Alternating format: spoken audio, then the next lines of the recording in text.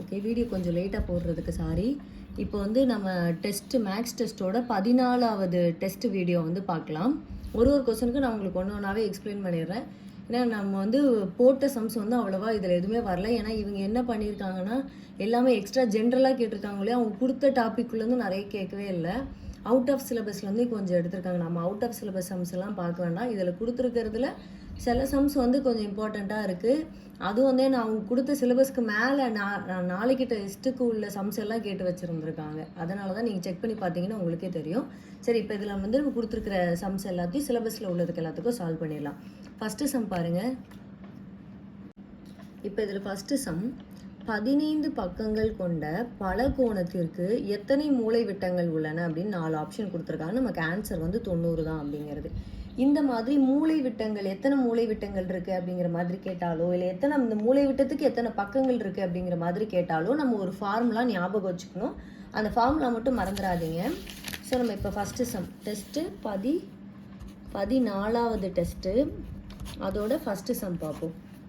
So என்ன கொடுத்துருக்காங்க, மூலை விட்டம் கொடுத்துருக்காங்க. நமக்கு வந்து மூலை விட்டம் டி அப்படிங்கிற மாதிரி நம்ம டயக்னல் அப்படின்னு சொல்லிட்டு மூலை விட்டத்தை வச்சுப்போம். அப்படின்னாலே ஃபார்முலா என்னதுன்னா n² - 3n டிவைடட் பை 2 அப்படிங்கிறது தான் நமக்கு இந்த ஃபார்முலா மறந்துடாதீங்க. இதே நமக்கு வந்து மூலை விட்டம் கொடுத்துட்டு நம்பர் எத்தனை இருக்குது அப்படின்னு கேட்டாலும் சரி, இல்லை n கொடுத்துட்டு அந்த மூலை விட்டங்கள் எத்தனை அப்படிங்கிற மாதிரி கேட்டாலும் நம்ம இந்த ஃபார்முலா தான் யூஸ் பண்ண போகிறோம். சரிங்களா? ஸோ நமக்கு வந்து கொஸ்டின் என்ன கொடுத்துருக்காங்க, 15 பக்கங்கள் கொண்ட பலகோணத்திற்கு எத்தனை மூலை விட்டங்கள் உள்ளன. அப்போ எனக்கு இந்த பக்கம்ங்கிறது தான் எண்ணு. அது எவ்வளோ கொடுத்துருக்காங்க, 15 அப்படின்னு கொடுத்துருக்காங்களா. அப்படியே நம்ம கொண்டு போய் சப்ஸ்டியூட் பண்ணோம் அப்படின்னா நமக்கு ஆன்சர் வந்துடும். n² என்னது, 15² - 3n அப்படிங்கிற இடத்துல 15 போட்டுக்கிட்டேன். ஓகே, டிவைடட் பை 2 அப்படிங்கிறத எழுதிக்கிறோம். அப்போ நம்ம வந்து இந்த ஸ்கொயர் படித்து வச்சுருக்கோம் இல்லைங்களா. 15² என்னது நமக்கு 225 மைனஸ் 15 × 3 எவ்வளோ வரும், 45 அப்படின்னு வரும். Divided by 2.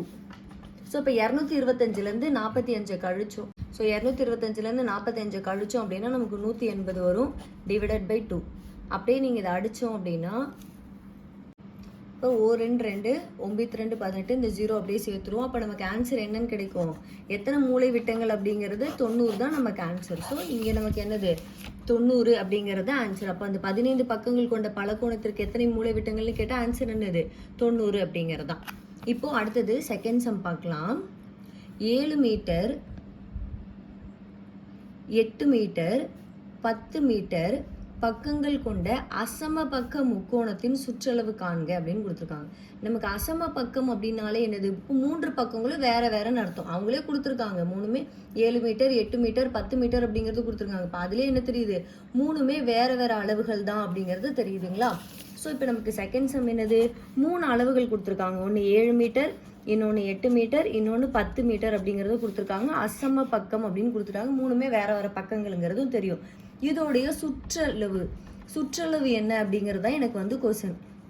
ஸோ நம்ம சுற்றளவுனாலே ஜென்ரலாக என்ன பண்ணுவோம், இந்த மாதிரி இதுக்குள்ள எதுக்குமே சுற்றளவுங்கிறது என்னது அப்படின்னா சுற்றி இருக்கிற அளவுகள் தான் இல்லையா. ஸோ நான் சுற்றி இருக்கிற 3 அளவுகளையும் என்ன பண்ணிக்கிறேன், கூட்டிக்கிறேன். அப்போ நான் சுற்றி இருக்கிற 3 அளவுகளையும் கூட்டினேன் அப்படின்னாலே எனக்கு ஆன்சர் கிடச்சிரும். அப்போது 10 8 18 18 7 எவ்வளோ 25 அப்படிங்கிறது கிடச்சிரும். இவ்வளோதான் ஆன்சர். உங்களுக்கு சுற்றளவு அப்படின்னு கேட்டாலே மேக்ஸிமம் என்ன பண்ணிக்கலாம், சுற்றி இருக்கிற அளவுகளை நம்ம கூட்டிட்டோம் கரெக்டாக அப்படின்னாலே நமக்கு ஆன்சர் கிடச்சிரும். ஸோ இதுதான் 25 அப்படிங்கிறது ஆன்சர். அடுத்தது தேர்ட் சம்.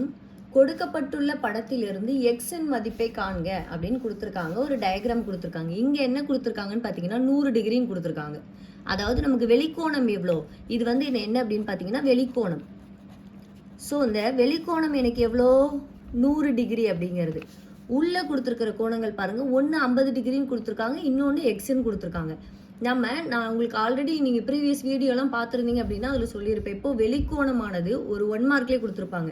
வெளிக்கோணமானது உள் எதிர் கோணங்களுடைய கூடுதலுக்கு சமம் அப்படின்னு கொடுத்துருப்பாங்க. ஸோ என்னது வெளிக்கோணமானது, இந்த வெளிக்கோணம் அப்படிங்கிறது எவ்வளோ எனக்கு, இந்த தேர்ட் சம் பாருங்கள். வெளிக்கோணம்ங்கிறது எனக்கு என்னது 100. அது எதுக்கு சமமாக இருக்குமா, உள் எதிர்கோணங்கள் இருக்குது பார்த்தீங்களா, அந்த 2 கோணங்கள் 50 50 டிகிரி, இன்னொன்று எக்ஸுங்கிற டிகிரியினுடைய கூடுதலுக்கு சமமாக இருக்கும் அப்படிங்கிறது எனக்கு ஒரு தேரி. வெளிக்கோணமானது உள் எதிரெதிர் கோணங்களுடைய கூடுதலுக்கு சமமாக இருக்கணும். இப்போ எனக்கு எக்ஸோட வேல்யூ தான் கேட்டிருக்காங்க. அப்போ நான் என்ன பண்ணிக்கலாம், 100 இந்த மைனஸ் இந்த ப்ளஸ் 50 டிகிரிங்கிறது இந்த பக்கம் வந்துருச்சுன்னா மைனஸ் 50 டிகிரியாக மாறிடும். இங்கே அப்படியே எக்ஸை வச்சுக்கிறேன். 100லேருந்து 50 போச்சுன்னா எனக்கு எவ்வளோ, 50 டிகிரி அப்படிங்கிறது ஆன்சர். இந்த ஸ்டேட்மெண்ட்டை ஞாபகம் வச்சுக்கோங்க, 1 மார்க்கில் கூட கேட்பாங்க. வெளிக்கோணமானது உள் எதிர் இருக்கிற ரெண்டு உள் எதிர் கோணங்களுடைய கூடுதலுக்கு என்னவா இருக்கும், சமமா இருக்கும். அப்படியே சப்ஸ்டிட் பண்ணீங்கன்னா நமக்கு ஆன்சர் கிடைச்சிடும். இதுதான் ஆன்சர். அடுத்தது 4வது சம். ஒரு இரு சம பக்க முக்கோணத்தில் 2 பக்கம் சமமா இருக்கு. 10 மீட்டர் அளவுள்ள சம பக்கங்கள். அப்போ அந்த சமமா இருக்கிற பக்கங்கள் என்னது, 10 மீட்டர் 10 மீட்டர். 3வது பக்கம் 7 சென்டிமீட்டர் எனில் சுற்றளவை காண்க. எல்லாமே எனக்கு சென்டிமீட்டர்னு கொடுத்துட்டாங்க.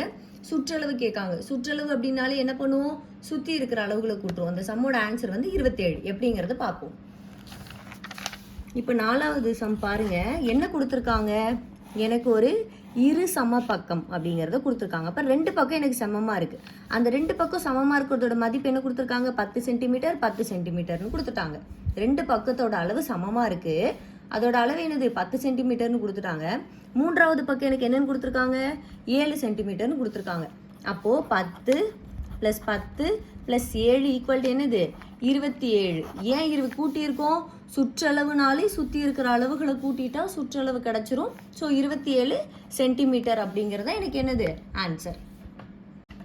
இப்போ 5வது சம் பார்ப்போம். எக்ஸின் மதிப்பு காண்க அப்படின்னு நமக்கு ஒரு டயக்ராம் கொடுத்துருக்காங்க. நமக்கு ஆன்சர் என்ன அப்படின்னா 9. எப்படிங்கிறத பார்ப்போம். இப்போ இதுதான் 5வது சம். நமக்கு அந்த பிக்சரில் அந்த கொஸ்டினில் கொடுத்துருக்கிற டயக்ராம் இதை நான் தனியாக எடுத்து வரைஞ்சிருக்கேன்.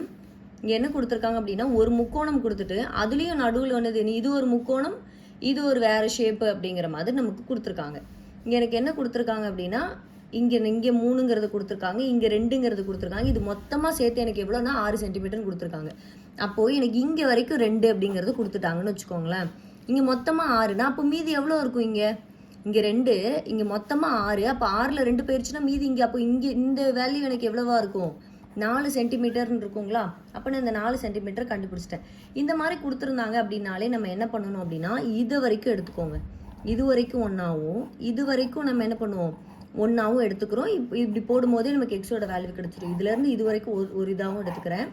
அதுக்கு கீழே இருக்கிறத நான் ஒன்று எடுத்துக்கிறேன்.